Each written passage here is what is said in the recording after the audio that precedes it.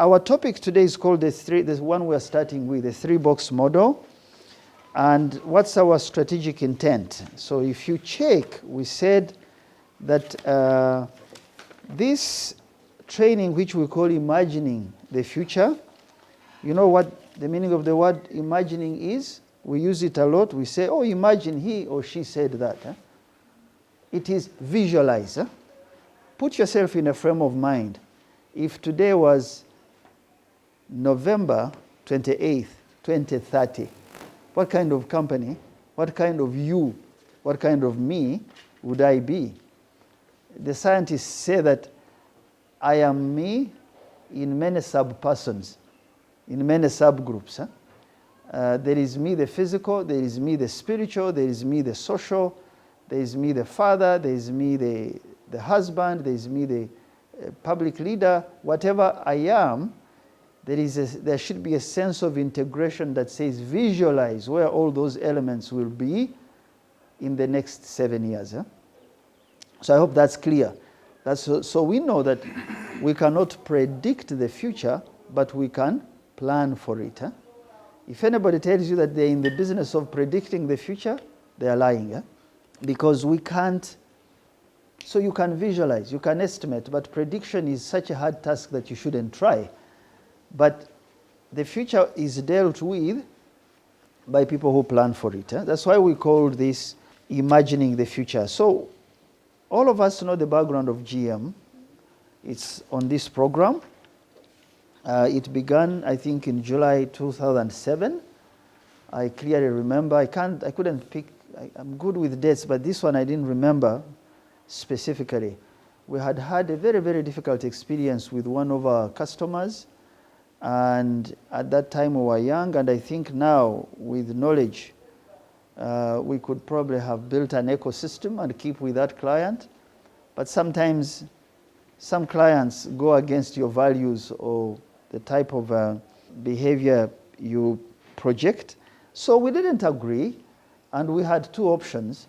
One of the options was the easiest, the most convenient one. He had broken the agreement, broken the law. So some members of our staff said you could go to immigration and get him on the plane and leave the country. Never see him again. And you know how sweet it feels, how it tastes. I'm upset. I want to make this decision. You get out, we do our job. And there were all reasons to say you can actually do it. You also have the power and legal to do it. And then we went back, reflected, we said, so what do you gain by putting someone on an aircraft and shipping them out of the country? Will you gain more jobs? Will you gain any new knowledge? So we made a decision that we would not take that course of action. Instead, we would break off and register a company and just go alone. And I'm glad that we made that decision, because we wouldn't be in this room if that decision was not made. So again, please note, decisions have raw materials. Raw materials sometimes can be anger, emotions, all sorts of things, but be careful what facts you are working with. And don't make decisions when you are angry. When I call Michael and I'm upset, I almost want to come back and say, sorry, Michael, I was upset, not with you, but my mind is coming from many other things. But you should visualize this so that I don't have to call you, okay? But what if I were to make a decision about a situation in that mood? The raw material would turn out a wrong product. That's what management and leadership does. So I say here that frustration, after all, is not bad. Frustration as an emotion or disappointment does not always produce negativity. Frustration can create a new way to fix a situation. So my intention today is that we are able very quickly, if I take this as our, do we all see here? If you take this as a hill or an iceberg, icebergs are not really known in Uganda, but this is a hill, let's say Mount Elgon. This would be the top. You know where those, who comes from Elgon? Comes from Sironko. Good, Jidagui, you would know what I'm talking about. You know that top here of the mountain is very cold, and in human beings or making decisions, these are statements of intention or intent. This is what we say we are or we will do. We even put it in writing. And we can even put it on the wall. Like when you come to your office, you'll see our values, made in Africa, Nemerako. They are all written there. But really what determines these, because all of us can do that. All of us can make these statements. What determines these are behaviors and attitudes. And could I say they produce actions? So if this is A, this is your B, the statements you make every day, let's say if you wake up, so today I slept late last night, my intent was to exercise, then pray, then have breakfast, then come down. But because I slept late and I needed to make other calls, I missed exercise, okay? But didn't I intend to? Why did I miss exercise? So if you spend 20 minutes, you go on the phone to check a number, and you end up with 20 minutes gone. Those few precious minutes are the behavior that eat into the statements. Do you know something called procrastination? I really want to talk to Agnes. I want to go and see her. I'll see her tomorrow. Feels nice to see her tomorrow in your mind. But tomorrow comes, you say, at midday. So midday comes, you say, maybe she's busy. You start to rationalize on your own. You don't even know what she's doing, okay? It is your behaviors eating your statements. In other words, these behaviors and attitudes will eat our strategy for dinner or for lunch. Whatever you have decided doesn't really work unless here changes. But we can't change here unless we change this. This is really the rock that determines many of the things we do in life, our thought pattern, our thoughts, because we are creatures of culture, creatures of biology, creatures of society, okay? So I attended the wedding of a young man many years ago who had 40 people for that wedding, and he did it on a Wednesday. And between him and his bride, they just did the bridal gowns, the rings, and they called those 40 people, and you entered the room and you paid for your meal.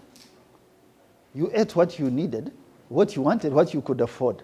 They just bought water, and they had 3 speeches. And at 2 o'clock, the wedding ended, and they were going for their honeymoon. I thought, wow, this is counterculture. Okay? Where do you think the young man got it from? Can it be the statements? It's not the statements he intended to. Okay, the actions have been determined by what? So my thinking right today is that by the time we leave this room, we will have changed down there, right? I think if we can really change the thought patterns, it will be very easy for us to be able to take some of the lessons as individuals. Because what I will share in the next 2 days will also be about you as an individual. So GM cannot be what it is unless us as individuals make a difference. How do we make a difference unless we force ourselves to change? Change is hard, very hard. It's very easy to say, but very hard to take into action. Because we are surrounded by everything screaming, stay the way you are. Stay the way you are. It's hard to move from the way you are. And by the time you get 50, 60, it's very hard. Only people who are disciplined force themselves to abandon particular thoughts and think new thoughts. Okay? So, let us take today our first session, and we are speaking about, can we all see here? Why don't we pull this closer, Victor? Or you can see, all of you. Okay. So if you all can see, we want to talk about this. Some of you, I think, have shared in passing in a hurry, the 3-box model, which for me starts with, we need to, each one of us, I do not have time because I want to try and stick within our deadlines.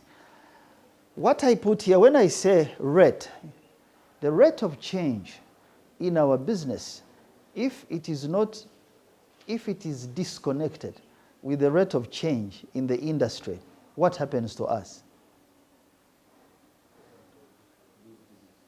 We lose business, so we die. So the rate of change in an organization, if it is slow, and an organization has succeeded in the past, right? Succeeded in a few areas, right? And decides to be insular. You know the meaning of the word insular? No. Inward looking. Inward looking. What example can I give you? Okay, so there's a country called North Korea. You don't hear them very much. You only hear them if there is like a nuclear test, right? Much of the trouble you have with North Korea is also to do with media. The media decides how to frame you. And I had an item on media and communication. I removed it because I knew we were going to be overpacked and not learn. We'll do it another session, okay? But North Korea, from what we are told, is isolated from the world. They have their strategy which is called self-reliance. Grow your food, make your equipment, which is good, but the international monetary system, the international travel system, the international system, you are not connected. So you may be successful, but you are insular. The rate of change internal for you might be very nice, but outside, the world has moved on. So are we together? So, but what if a company is moving ahead of the rate of change outside the industry? Is that nice or bad? Data? What do you say? I think if GM is moving 5 steps ahead of the curve, is that bad or good? I would say it's bad, because if you also take off so fast. So please, here there is no wrong or right answer. So I want participation, because you're all decision makers. That's why we went through this list. Yes, go ahead, Ben. Okay, in my opinion, I would think it is, I will not say bad, but I would say it is dangerous. Why? If you take off at a very terrible speed ahead of what actually the industry provides, sometimes you may crash. So I would think if you're to take off, let it be relative, or at the same pace with what? With the industry. The industry. So you are saying lockstep kind of with the industry. Does anyone have another contrary idea? Isaac? Mine looks more or less the same, because what I'm seeing is like when you move ahead at the rate at which the industry is moving, you're most likely to face bigger and more challenges. Okay. Yeah. Than if you had moved on the same pace. Step by step. Step by step. Does anyone have a contrary opinion? Yes, Michael. I think it's better to move ahead of the crowd. One, it allows you room to correct where you have gone wrong, because it's like you're running and you already have a mile over the rest of the team. So if you start to tire, you have the comfort of slowing down and still picking yourself. It may be expensive in the initial run because you're trying to innovate. There are pains you pay for trying to be ahead of the pack. But in the end run, you actually have more time to relax because you're kind of slightly ahead of everyone. So you run ahead of everyone, and you can breathe in when they are beginning to decide when to start running. Okay? I think Michael is onto something. All the answers are good and right. Don't worry. There's Agnes. Anything different? No, Morris, I just wanted to say the early bird catches the deal. They say the more risk you take sometimes predicts the reward as well. So if you lead, you're likely to fetch the virgin harvest. Okay. So it's very important that we know where the industry is. You need first locate where you are. Because if you can't locate by coordinates, whether you are in Kabale or Guru, you don't know where to start from. It's very important you know this is the size or nature or type of industry I am in, and then you can decide to run. In that industry, there will be runners who are ahead of you, right? Now, being ahead requires certain aspects. One that you consider R&D as an example. R&D is ability to lose money without feeling bad, because you're plotting what things can be, ought to be, not what they are. Are we together? So locate where you are, but the ideal situation is that we think thoughts and take actions that define what the industry of today everyone is here, the industry of tomorrow will be. You catch my words, eh?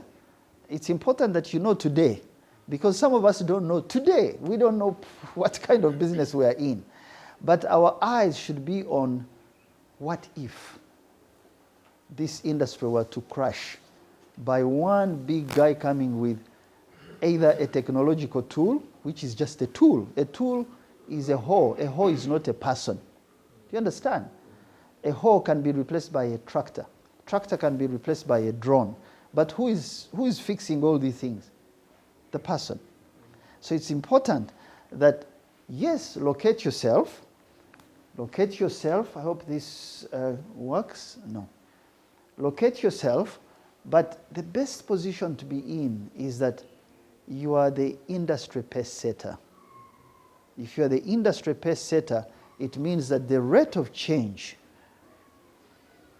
in your company should be better than the rate of change, or slightly ahead the rate of change in the industry. So on a scale of 1 to 10, because I don't have time, I want you to look at GM. Are we ahead of the curve in terms of the competition? So I want you to go around and say, what do you think? Are we behind, with, or ahead of the competition? You know, for you to know that, you got to know how many companies are doing what in your industry. 2, technology. Are we with, or ahead, or behind? Skill upgrades. Do we have the best analysts of security, or the go-to people who are paid very well to help industry in terms of skill? And skill, we're talking about management. We're talking about innovation. We're talking about critical thinking. That's the skill. Are we upgrading our skill? Are we with the industry? Are we behind? Are we ahead? Products and how these products change. So product, please know when I say product, I mean service. There are many products to offer in the industry, and some have changed, some have morphed. So a security company can also be a delivery company. A delivery company can also be an insurance company. An insurance company can also be a fintech. But all those can be run off one platform called technology, called products. So where is GM, okay? And finally, market size. Market size, the shifts in that market, there are segments that you see shifting in that market. So when Michael, I think, recruited Esther, who would eventually become our PA, she was a receptionist, but with a security company, right? And I think security does that. So you now have, so just the way you have a doctor and a nurse prepares a patient and the doctor comes in. So who is doing more of the work? So you need good nurses who really know how to read doctors, because doctors are treating different kinds. Sometimes they can prescribe what's wrong, right? So what you call frontline staff are not always the people you should ignore, because they know the industry and the shifts better than you. Are we still together? So use these 5 things on your own to say the rate of change in our company versus the rate of change in the industry. Where does GM stand? On a scale of 1 to 10, let Paul present to us an aggregate view, because that will help us moving forward in the next 2 days. So I want to spend time on these 3 boxes.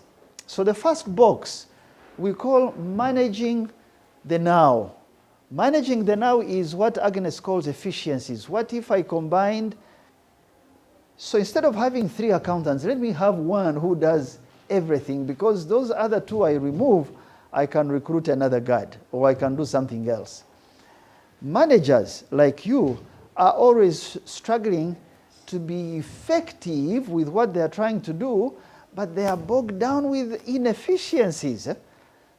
So in the now, you are trying to cut down fuel, you're trying to cut down service of those vehicles or motorbikes or whatever they are. You're trying to cut down the time to make decisions. You are bothered by how efficient am I with the resources I have. Are we together? The now also asks us to optimize whatever we have. Before I buy something new, can I really make use of this piece of asset to ensure that it works? Before I hire a new person, can I really retrain Katumba to be not just the branch manager, but the one who collects money from that branch, the one who has a customer service center, can I make sure that I optimize Katumba to be better than what he is? In the US Army, they are now optimizing human beings to fight better. So they imbue a soldier with particular technology so that their eyes can see far better, or that they can shoot at a close range without getting tired. But this person has some gadgets out of which they are collecting data to do human performance optimization. So optimization is not assets, it's also human beings. And it's now moving away from just human beings to machines acting as human beings. Where is GM in all this? So I'm hoping when I started with the word competition, you are not competing with G4S. In a sense you are, but the security industry is bigger than G4S. You are not competing with, I can mention any of those industry companies. What we are discussing in this 3-box model is to say, I compete against myself. I am the one who will define what I need to do, not the competition. Because the world is larger, the industry is larger than the people or companies I can see. The product range is much deeper, more organized than the current products on offer. So what we are sharing today is to ensure we know we make competition irrelevant by competing against ourselves. First, as individuals, I want to be better today than I was yesterday. I want to be more knowledgeable tomorrow than I am today.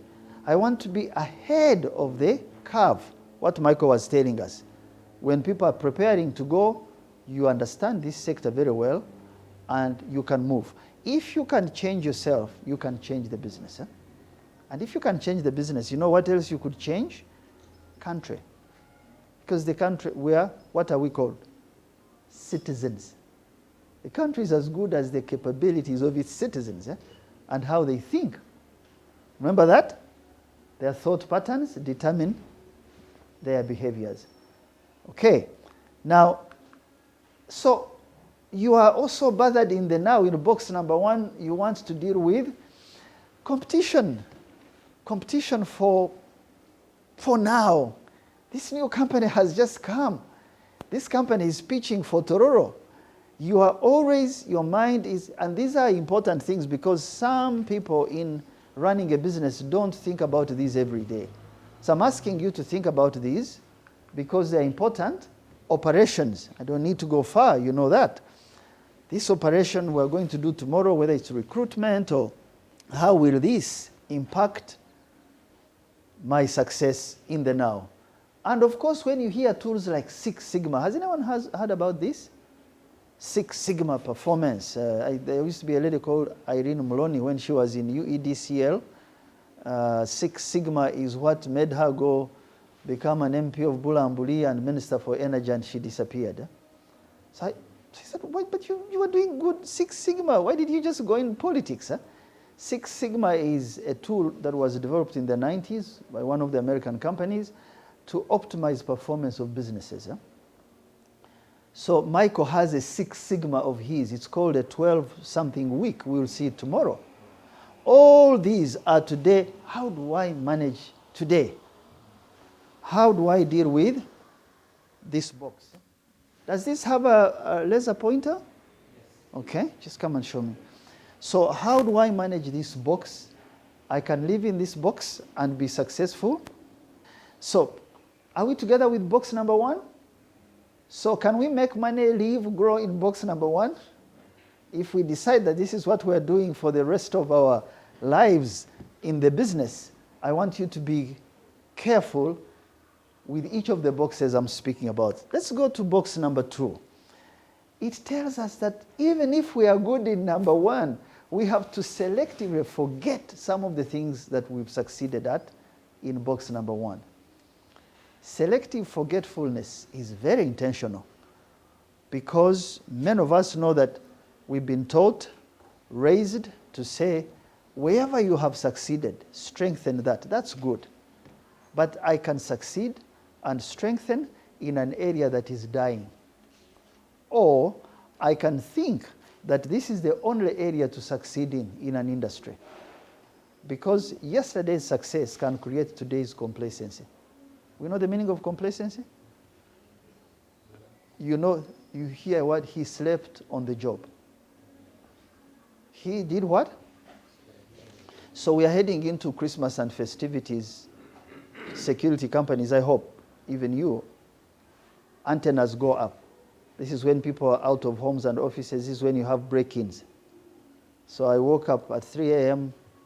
in a dream 2 nights ago, and I called one of our security. I said, just go and do a patrol at all our locations. At Naguru, at Luzira, at the farm. And he reported, all good, all good, all good. I said, what did you do? What did you say? Who was sleeping?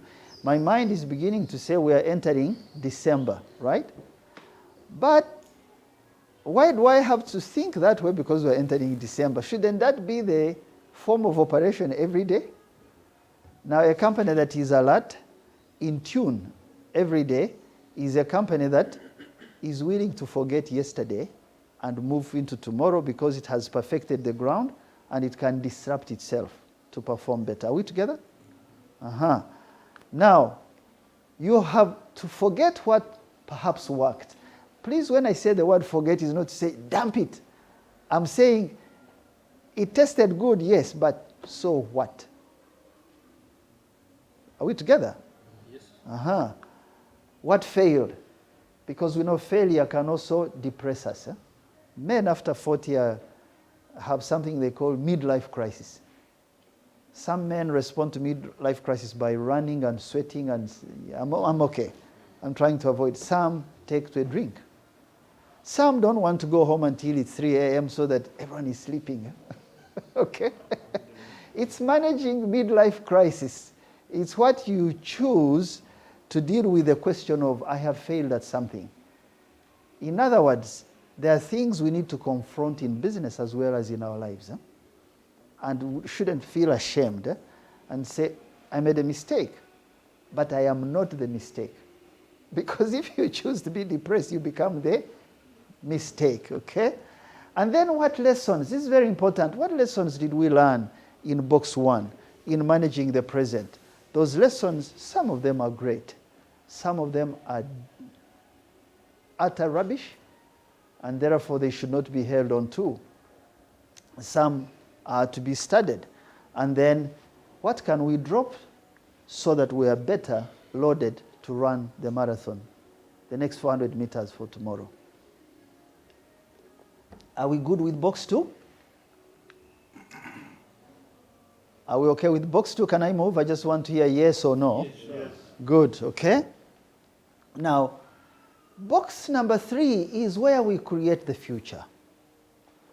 So remember, we are in the now, but we are selectively forgetting some things, but we want to live in the future. Quite a contradiction. Quite hard for an individual. Quite difficult for a company, because a company means we are bringing all our 10 heads together and we have to agree on one thing. But remember, we can all be on this table and we say we understand box 1, but the way you visualize box 1 is not the way I visualize it. The way you adapt to a situation, even if we're on the same table planning for tomorrow, you are thinking about Matoke, I'm thinking about Guru, right? You are thinking about the next 1 million shillings you're pulling in. I'm thinking of that woman who I saw in the bar yesterday who I'd rather can bring her home. We're on the same table. That's how hard it is to run a business. We all just flock in, 8 o'clock, we're going to work, but our thoughts are in different places. We even sit in a meeting and agree on the budget, but we're thinking of salary increase. I'm talking about R&D. So how do you create that? How do you create a compelling vision for a team to understand that today will be today, some things should be forgotten or learned, but we must live in the future. The rate of change outside the company. Are you with me? Yes, sir. This is very hard for anyone, even in a family. So I have taken insurance and dropped it. Taken insurance and dropped it. Why? Because I take insurance, so the children at school, the school forces me to get insurance. Should they force me? Or life insurance or health insurance should be obvious. Do you understand what I mean? I'm just giving myself as an example. There are decisions I keep coming back to, yet I should not be making those decisions now. I should have moved to another level, because if I don't build my capacity for the future, I'll be held down in the box number 2 of what worked yesterday. Okay, so how do we create the future? First, we think of the competition for tomorrow. Who are we competing with tomorrow will most likely determine our behaviors of today. Okay, the customer of tomorrow. So I just want you to know that the customer of 2030 is not the customer of today. The customer of 2025, 2027 is more demanding, wants more interaction. Often the customer of 2030 wants to know the kind of service, meaning the kind of security guard you are deploying. Do they speak English? Are they clean? Can they cook? Can they help me play music? Can they be more human than just holding a rifle? But I also want to switch on and switch off. So this human being talks a lot. I want technology instead that only beeps and this person comes. Otherwise, I don't want to see their face. They can bring me thieves. The customer of tomorrow is difficult to serve because he has been raised in an internet age. So my children don't know how to hold, cash, fiat money, but they have money on the phones. I'm sure all of you who are parents, what would happen under normal circumstances? The me who is 50 and above is to go to a bank and get a transfer form and sign a checklist. You understand? But this is instant. Do you think you will serve security to this person very easily with your paperwork, with your uniforms? The competition of tomorrow worries me. The customer of tomorrow and the competition of tomorrow worries me because Africa is very aspirational. When you have a society that is poor but coming out of poverty and the middle class is... Aspirational means that we want to be Americans and Europeans, yet we are not yet there. So sometimes we can even pretend, right? But it also means that we get these technologies and use them more than Americans, because for us, a cell phone perhaps frees us from many things. An American will make 2-3 phone calls in a day. For us, it's everything. It's how we communicate with home. It's how we send mobile money. You understand all that, huh? So it's very important that the customer of tomorrow, you focus on them. That's how you create the future. The technology of tomorrow, what will security be?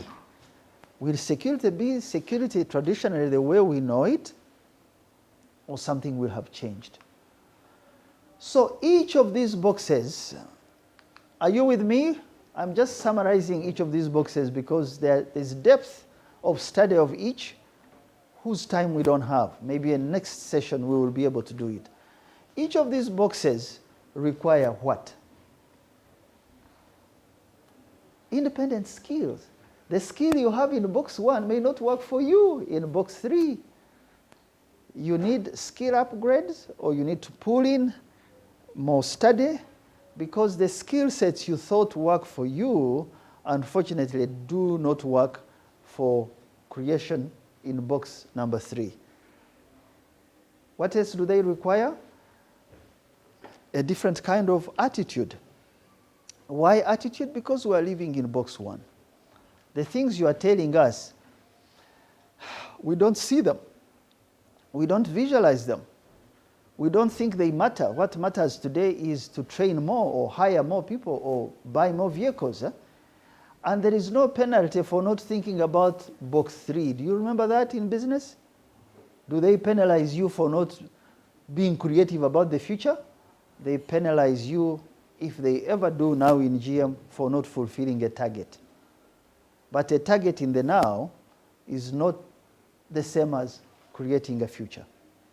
So I'm now telling you to disrupt yourself, to begin to see that the attitude I required and skills I required for the other 2 boxes, they are different from box number 3.